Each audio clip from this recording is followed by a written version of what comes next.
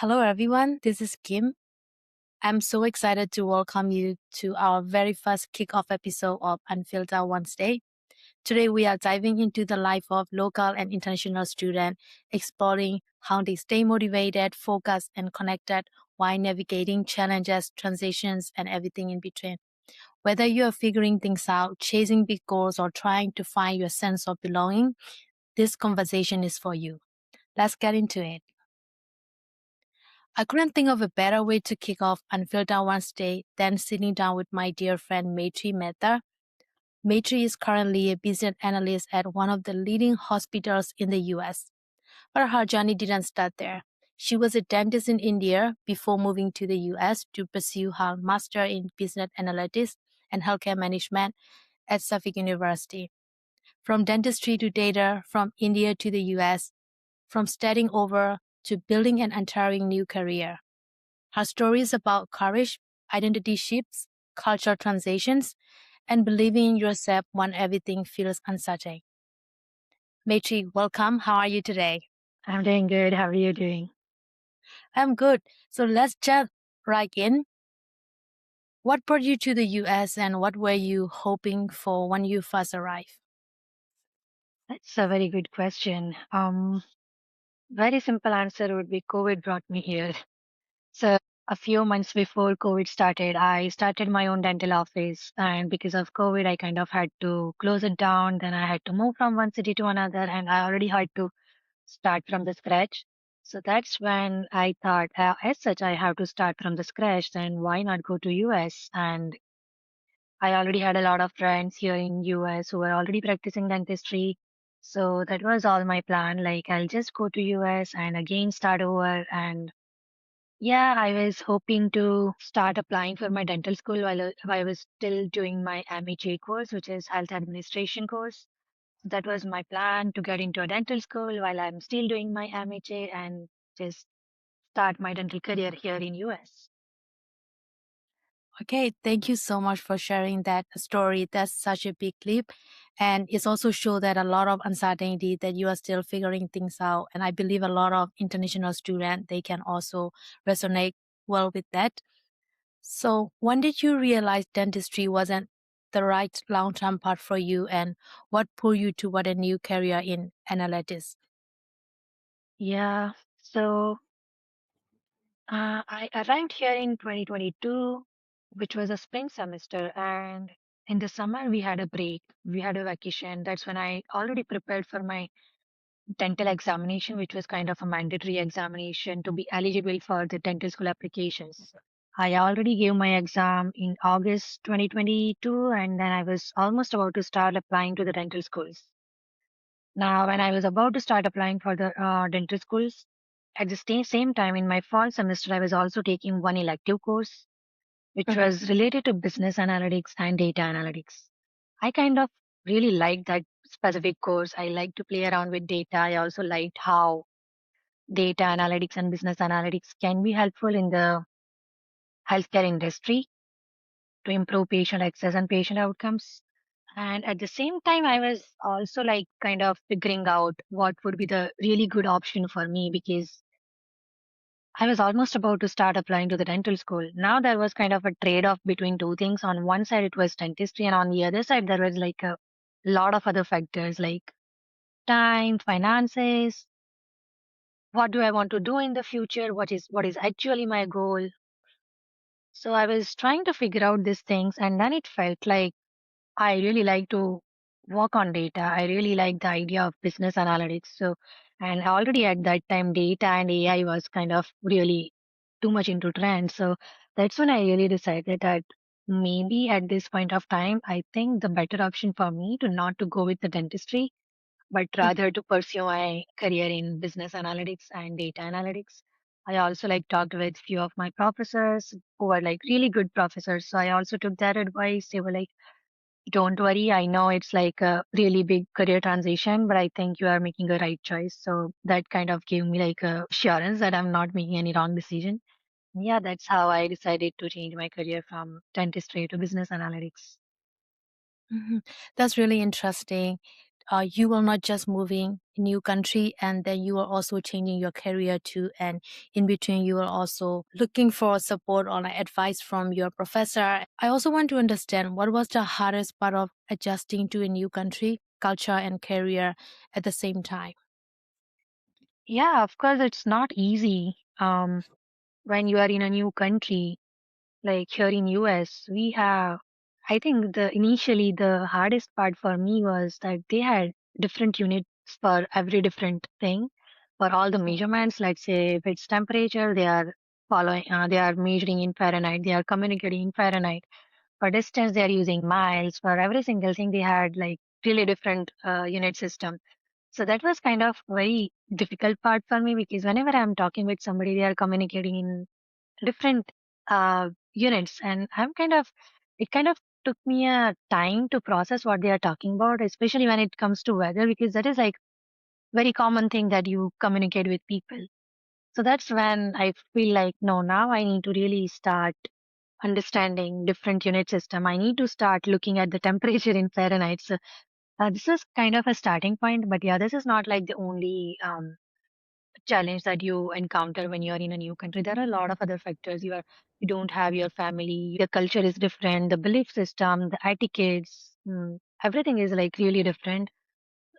Even though you know English, but still kind of the accent and the way of communication is very different when it comes to US and whichever country you belong to. So there are a lot of challenges that we definitely have to overcome.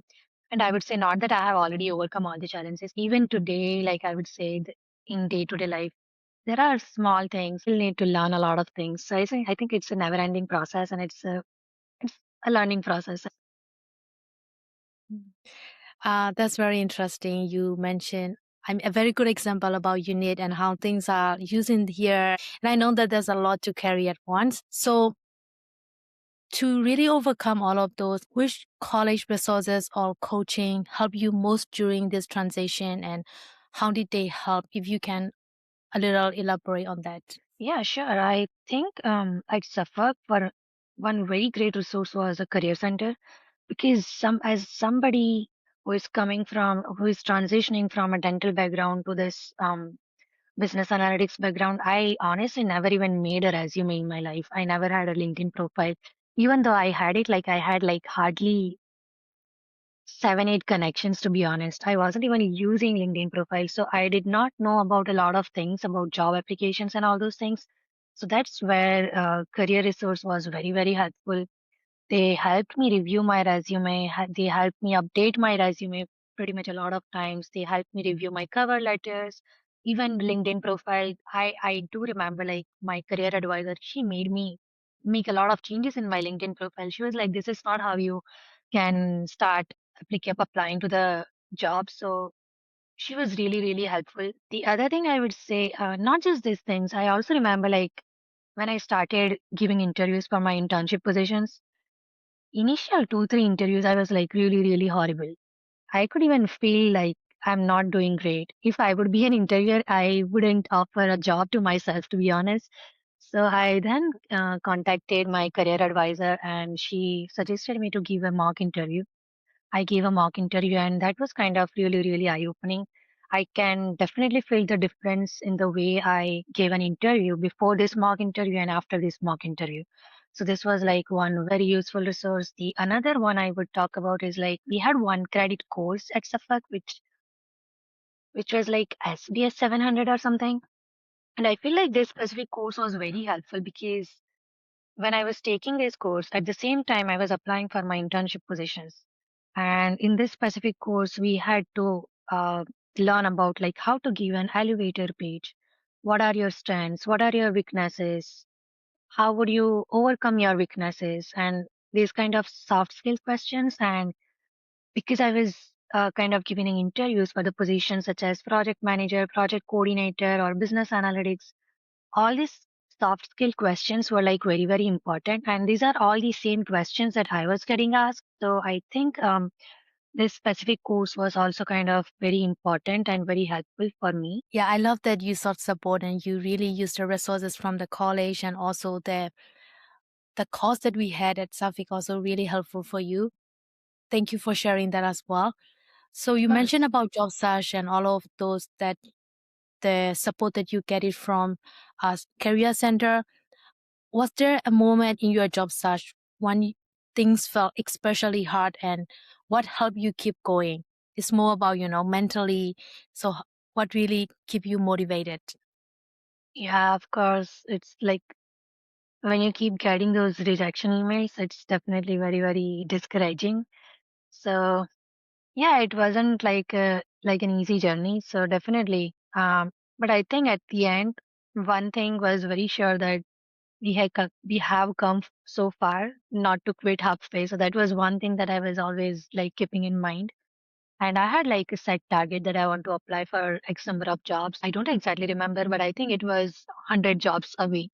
So I had set that target that I want to apply this number of jobs. I'll be applying for those jobs because people say like the more number of jobs you apply, there are higher chances of getting more number of interviews. So, and the more interviews you give, the higher chances you have to get an offer. So I was just following this strategy. And maybe this worked for me. Ultimately, it's just that you need to give your best. At the end, you shouldn't feel like you didn't give your efforts. So I think that was just my motto. I was just following my goals and targets. Yes, that international student job search is not really easy because I've Yeah. been through, and is really getting more challenges day by day. I think like we just don't have the pressure of job. We also have a pressure of timeline because we have to search a job within certain timeline. If you cross that timeline, then you're just you go back to your own country. Exactly. And I also really love the one that you said about having target and goal. I believe this is also very important. And the one that you also mentioned, give your best. So you don't want to feel like you didn't give enough when things are not turning as the way that you wanted. And I think it's also very important to really give our best in everything we do. And so as an international student, I also understand being far from home can also be very emotionally heavy. How did you stay emotionally connected with your family during this time? Yeah, of course, there comes times when you feel like you are lonely, but at the end, I mean, I never felt unsupported emotionally because I do try my best to talk to my family, my parents, on a daily basis. I don't just audio call them, I always video call them, to be honest. That's one thing that I think has helped me a lot. And I also have I'm fortunate enough, I'm lucky enough to have some old friends and also some family members here in US. And I was also lucky to be able to make some new friends like you who really have helped me survive in a new country. So one thing is like just keep connecting with people from your own country, like back home, and also try to make new connections.